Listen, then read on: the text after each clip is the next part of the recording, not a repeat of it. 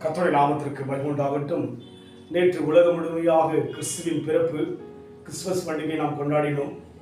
வேதத்தில் இவையெல்லாம் எழுதப்பட்ட போதிலும் கூட, கிறிஸ்துவின் பிறப்பை குறித்து சொல்லப்பட்ட போதிலும் கூட, அதைவிட மேன்மையான காரியங்கள் இனிவரும் காலங்களிலே நடக்கும்படியாய் இருக்கிறது. அதை நாம் அதிகமாக யோசிப்பது கிடையாது, சிந்திப்பது கிடையாது.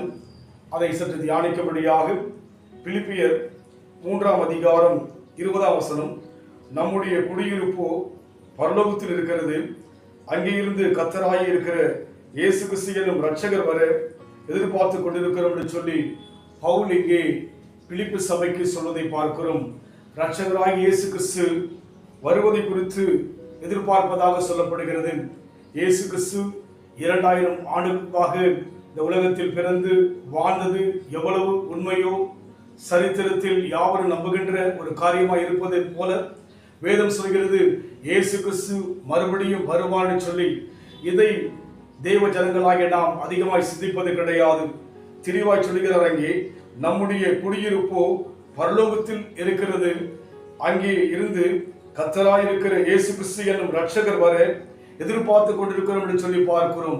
நம் வாழ்க்கையிலே அநேக எதிர்பார்ப்புகள் இருக்கிறது. எதிர்காலத்தை குறித்து எதிர்பார்ப்புகள், பிள்ளைகளுடைய படிப்பினுடைய காரியங்களை குறித்து எதிர்பார்ப்புகள், அநேக எதிர்பார்ப்புகள் இருக்கிறது. ஆனால் பவுலின் மூலமாக சொல்லப்படுகிறது, இரட்சகர் வர எதிர்பார்த்து கொண்டிருக்கிறோம் என்று சொல்லி. உண்மையாகவே எல்லாவற்றை விட இந்த வார்த்தை உண்மையுள்ளதாக இருக்கிறது. இயேசு கிறிஸ்து பிறந்தது எப்படி உண்மையோ அதுபோல அவர் வருவது 100% உண்மையுள்ளதாக இருக்கிறபடினாலே நம் வாழ்விலே இந்த உலகத்தில் நாம் எவ்வளவு காலம் வாழ்ந்தாலும் கூட நம்முடைய வாழ்க்கை நிலையற்றது. நமக்கென்று பரலோகத்திலே ஒரு குடியிருப்பு இருப்பதாக பவுல் தெளிவாய் சொல்கிறார். அதனால் நம் வாழ்விலே ஒரு எதிர்பார்ப்போடு இருப்போம். இயேசு கிறிஸ்து வருவார் என்கிற அந்த எதிர்பார்ப்பு நம் வாழ்க்கையிலே நிச்சயமாக இருக்க வேண்டும். அந்த அனுபவத்தில் போகும்போது நாம் நம்மை ஆயத்தப்படுத்திக் கொள்ள முடியும். நம் மூலமாக அநேகரை தேவனுக்குள் ஆதாயப்படுத்த முடியும். அதுதான் தேவனுடைய பார்வையிலே சிறந்ததாய் இருக்கிறது. அவர் வரும் நாளிலே என்னை கரம் அசைத்து அன்பாய் கூப்பிட்டு சேர்த்துக் கொள்வார். அவர் வரும் நாளிலே என்னை கரம் அசைத்து அன்பாய் கூப்பிட்டு சேர்த்துக் கொள்வார். அவர் சமூகம் அதில் அங்கே அவருடனே ஆடி பாடியே மகிழ்ந்திருப்போம். அவர் சமூகம் அதில் அங்கே அவருடனே ஆடி பாடியே மகிழ்ந்திடுவோம்.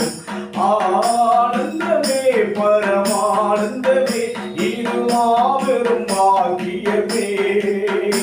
இந்த பாதத்தின் சொந்தக்காரர் எந்த உள்ளத்தில் சொந்தமானார். இரட்சகர் வர எதிர்பார்த்திருக்கிறோம் என்று சொல்லி தியானித்த வண்ணமாக, அன்பின் ஆண்டவரே, இந்த உலகத்தில் நாங்கள் அநேக காரியங்களை எதிர்பார்க்கிறோம். ஆனால் அதற்கு மேலாக உம்முடைய வருகை என்பது உண்மை.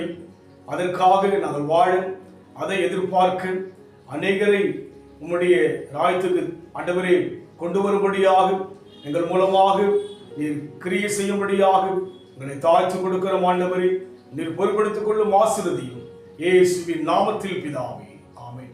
கர்த்தர் ஆசீர்வதிப்பாராக.